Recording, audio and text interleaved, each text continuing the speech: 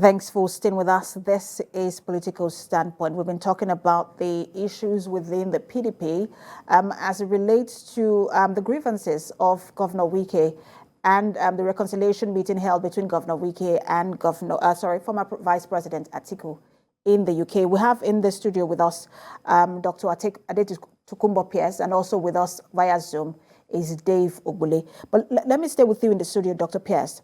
I want to get into your party policy document, which has been released by your presidential candidate in just a moment. But let me ask you, because you've not been able to form your campaign council, and how long is your party going to wait? Are you going to wait until this issue is resolved? Because we understand that your presidential candidate Atiku has a role for Wike in that council, probably to head it. But if his body language is still that of unresolved wranglings, how long will your party wait to form that council? Only the presidential candidate himself can determine that, I think, and his advisors, close advisors. But the issue will be resolved. That's one of the reasons why it has to be resolved very soon. I'm sure that there's a working document in place already that he will just confirm once the time is right. But whatever deadline we need to meet is going to be met. You know, the worst case, nothing's going to happen to PDP in this election. We cannot lose Rivers State. Rivers State is solidly PDP. Worst case scenario. Is it not possible to lose? Is it not possible for Wike to not work for the victory of, for example, an Atiku, but go ahead to win his state? Atiku will win the votes in Rivers State no matter what happens, because Rivers State is solidly PDP. All the senators, senatorial candidates in Rivers State are PDP senators that have already got their candidacy. All the House of Reps members have got their candidacy. All the Assembly, PDP, they are going to vote solidly for their presidential candidate. The worst case scenario, if there's wrangling in Rivers State PDP, is that instead of Atiku getting 75% of the vote, as we think he should, it will reduce to 60% of the votes. He's going to win massively in Rivers State. That's not the issue now that we are under discussion. What's under discussion is just to unify the party and avoid this climate of doubt about where we're going. We want to go into the election as a family united. And the campaign council, I'm sure, is going to be announced very soon, because the issues being discussed are getting close to a conclusion. And that's where I think we are now. But let me bring in Dave. Dave, let's talk about the issues around unity, because Dr. Pierce talked about unifying the party. But one of the things we've heard about from all of the candidates, including yours, is the fact that they want to unify the country, especially because of where we are today. But when you also look at the issues around, there's another wrangling within your party, which is the fact that whether it's the National Working Committee or whether it is the BOT, that there seem to be a lot of, most of these people who are occupying these positions are from a particular region of the country, and so there should be a reshuffle. Can you say you want to unify the country if equity isn't, if the party isn't seen to be working in equity?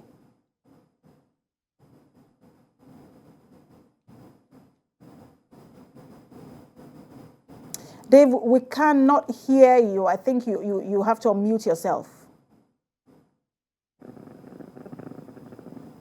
I am unmuted here. Maybe you need to unmute me from there. I can hear you now. Go ahead. Okay. So I was saying earlier that you were raising a concern or a question with my colleague there, Mr. Pierce, that I would like to just say something. this constant fear that Wike is going to stay in the party but maybe work for another presidential candidate is something that you need to be at peace or rest your mind. Be rest assured that if Wike is within the party, he is going to work in the interest of the party. These are the reasons. Let me use a subset of a state, for instance, where you have the governor of the state as a member of one party, and then a major bulk of, let's say 75% of his House of Assembly members are in the opposition party. You know, there is no safety for that governor. There is no safety for him. They can wake up any day, just, you know, by whims or caprices. Just a few of them can stay in one room and impeach the governor. It's same too with the presidential aspect. If the senators from Rivers State are going to be PDP, House of Reps members are going to be PDP, House of Assembly members are going to be PDP, it will be safer to vote in a PDP president rather than to vote in a Labour Party president or an APC president, and then all of the people a host of the people in the National Assembly are in the opposition party who is against him. It does not make for political wisdom at all. So you don't set a trap for somebody. So if OB is given such a proposal that, okay, we'll deliver our states for PDP, but we'll vote you for presidency, it means the senators that will be coming from each of these states will be PDP. And then he is going to be a Labour Party person standing alone there. So he shouldn't be even taking such a proposal because it's a political calculation. It's a trap that he shouldn't be falling into. So if you are nursing such a concern, I want your heart to be addressed that PDP is good. Dave, I have no concern at all. My heart is at rest. I'm not a member of your party. Whatever Wike does has nothing to do with me. I am not a member of your party or any other party, as it were. I was just asking if that's a concern for you and other members of your party. But absolutely, you said it is not a concern. So that's fine. We are on air now. I am not addressing your fears only. I'm addressing the majority or the masses that are watching right now. So my answer is not primarily directed at you. So you simply start it up, and it's important for the millions of Nigerians who watch TVC because TVC is a ranking station, and then millions watch it. So it's important to also clear their minds. So when I make a reference to you, tactically, I'm referring to the millions. So I asked you a question about I asked you a question about the equity. If your party is saying, look, you want to unify Nigeria, that's one of your mantra. We're hearing from your party and other parties as well. And then there is a talk about the equity in the leadership of your party, whether at the level of the BOT or the National Working Committee. How then do you resolve that? Or if you don't resolve that, how then do you say you want to unify the country when equity is also an issue in the country at the moment? Thank you very much. Post-primary or post-presidential primaries, PDP is standing at, on a new threshold right now, where a lot of rejigging needs to be done and is being done within the party system, because the matter of equity in terms of regional representation in the hierarchy of the party is something that is very, very important.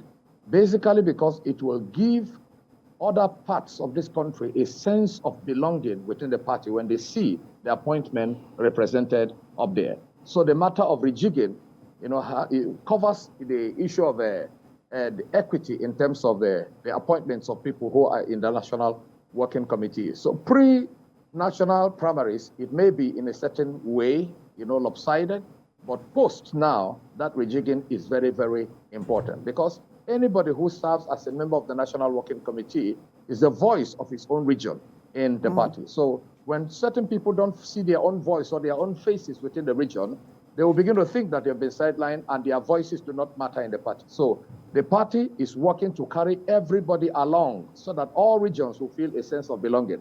And I think no sacrifice of one person or the other in the interest of equity of the party is too much to make. And the party is willing to make that sacrifice at this point in time. All right, Dr. Pierce, let's now talk about the policy document in terms of the manifesto that has been released by your candidate, and their issues around power, generating power for the country's stable power supply for the country. There is security. He talked about the economy. But I want to start with security because where we are today, security and the economy looks like the two major issues. Not that the other issues are not in every government are not important. Absolutely, in every government. What's your party's direction in terms of fixing the security situation we're facing in the country today? First and foremost, let me say this about this political campaign of candidates and parties. There's a difference between what the party says and what the candidate says. Sometimes the two go together, sometimes they diverge. When APC was campaigning in 2015, Buhari never, in fact, he never said he was for restructuring. But the party said they had restructuring in their manifesto, in their constitution. So there's a major problem. There was a problem there. That's why you never had restructuring as a major concern for the administration. What we have now with Atiku is that he is actually voicing the interest of the party. So the party... So there is a harmonization of both manifestos, yes, candidates and party. Exactly. And that is restructuring the Nigerian Federation. For instance, restructuring will address the issue of, you said, security first. Because when you devolve power to the states, which is a major aspect of this change we're talking about, which we call regeneration, restructuring, reorganization, resetting. Now, what that means is that what happened in Benue State, where the National Assembly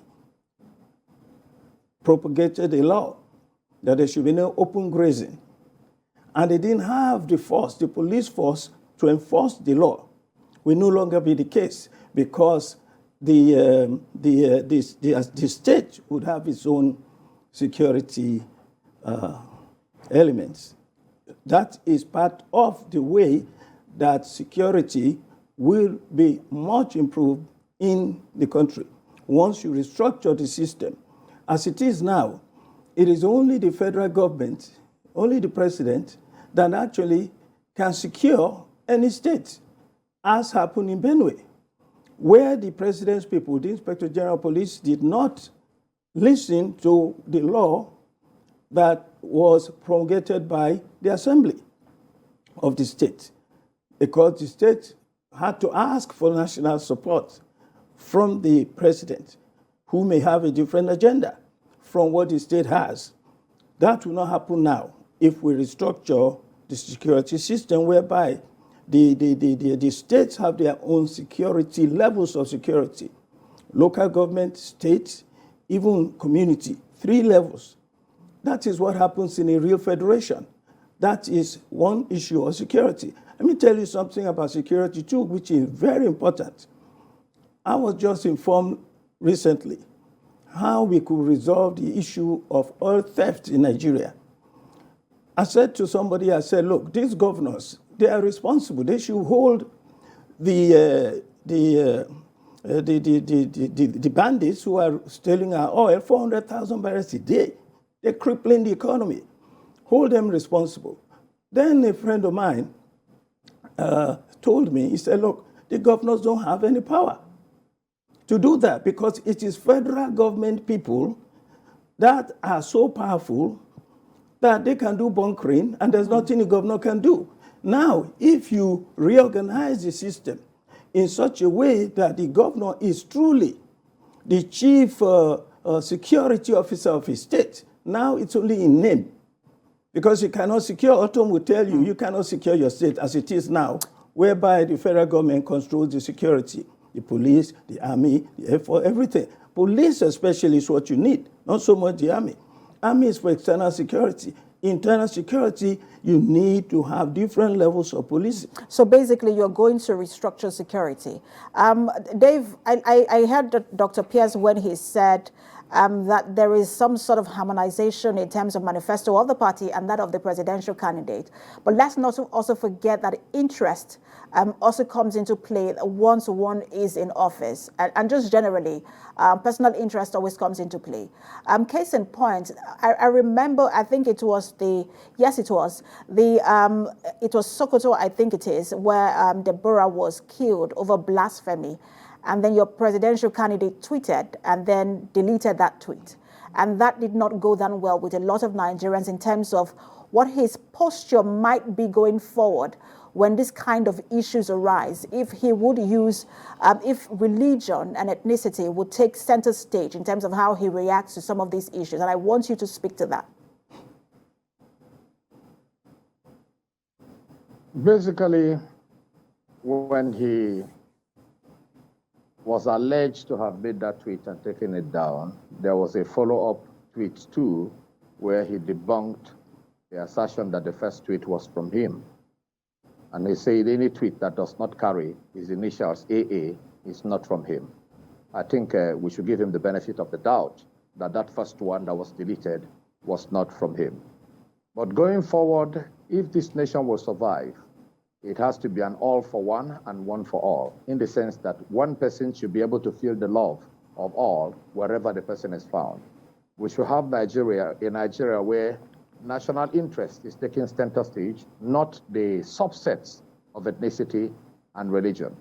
I want to agree with you that these are the monsters that are ravaging, this nation, trying to bring Africa's giant down to her knees. The monster of religion, the monster of region, and then the monster of ethnicity. When I talk about religion, this dichotomy, this strong, sharp, delicate balance that Christianity is maintaining with Islam in this country is something that we will need somebody who will ameliorate and create a common ground where both of us can be able to see ourselves as Nigerians, regardless of the religious beliefs or affiliations we have. And it boils down basically to bigger issues than what we're discussing now. We have to come down to the Constitution of the Federal Republic of Nigeria itself.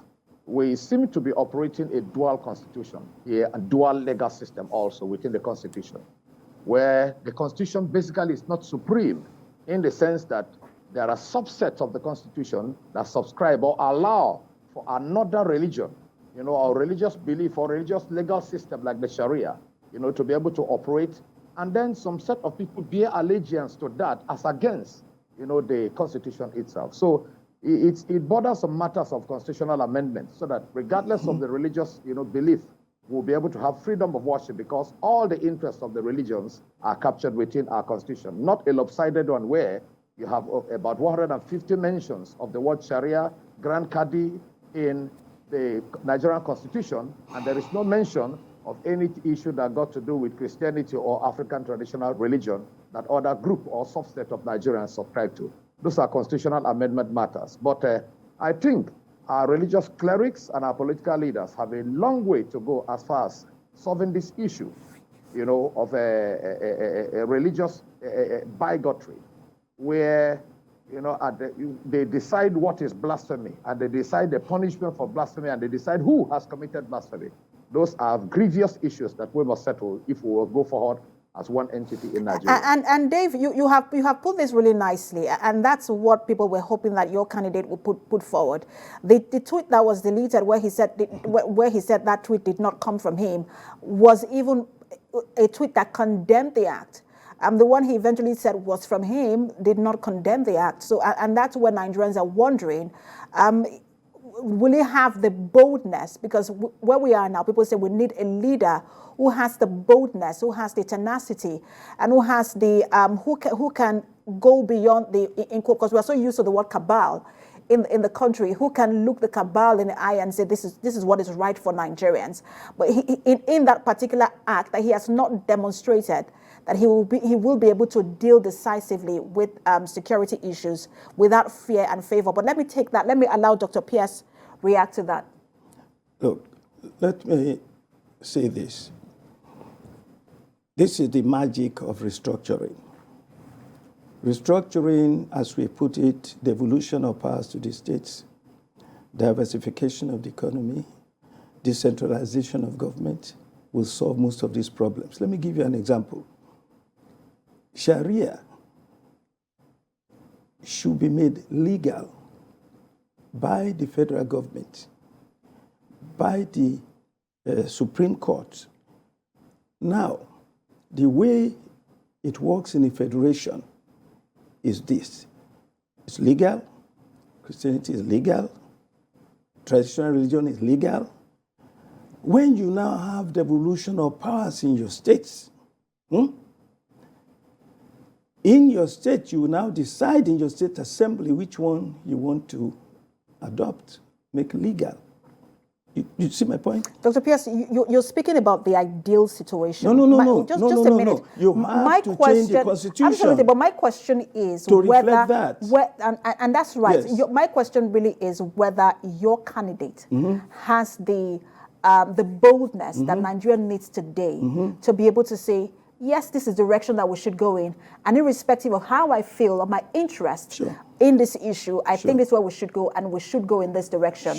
Irrespective of whose horse has been got. I will address that issue, but I want to show you the bigger picture, how we can resolve our problem in Nigeria.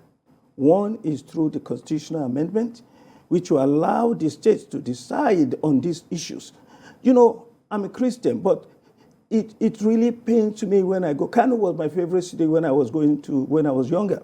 I did my first degree there, worked there for about 5 years. I'm telling you, you have criminalized our people in Nigeria with this terrible constitution. Allow people who want to be Christian to be Christian. Don't set Christian against Muslim as we have done now with our constitution. If you have that constitution in place, it doesn't matter what the president wants to do. That's the law. People can decide to be there. So a Muslim president like Buhari will now say, he cannot now say he will be supporting one religion against the other. It's not going to happen. You must allow the states to decide on these things. Two, when you talk about the personal issue of the individual character of Atiku and this issue of religion, look, in every situation, if you want to know what a man is going to do in politics, all you have to do is go to his background, research his life, his record, both in public and in private.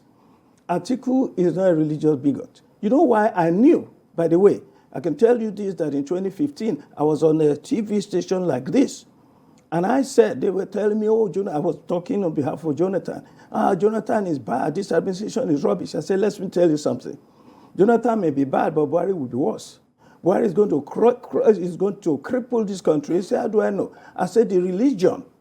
I said, Buhari, for himself, declared in about 2011, 2012, that war against Boko Haram is war against the North.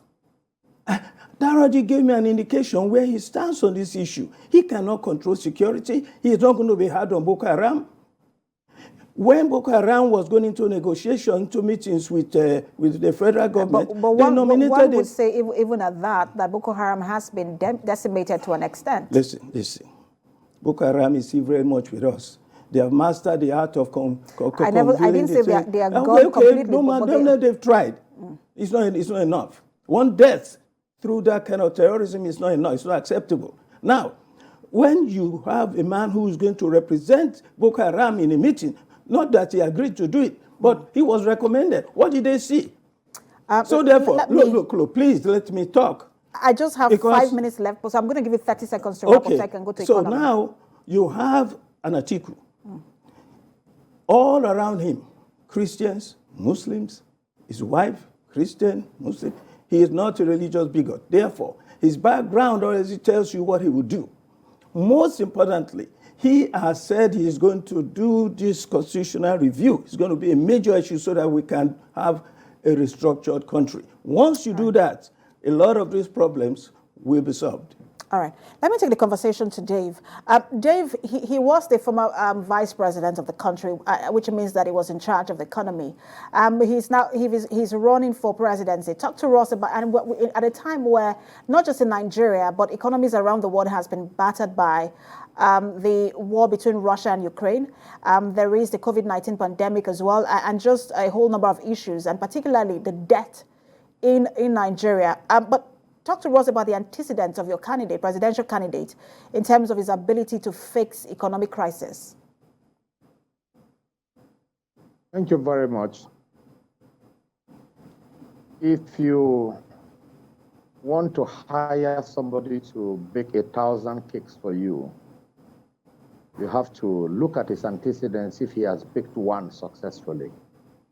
The time Atiku was vice president under President Obasanjo and in charge of the economy, you have the record of how the economy of Nigeria fared.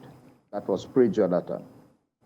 And as it is now, what was called corruption in times of Obasanjo and Jonathan, all of Nigeria is now saying, bring back that corruption. Because we like the corruption that a liter of fuel was 65 naira.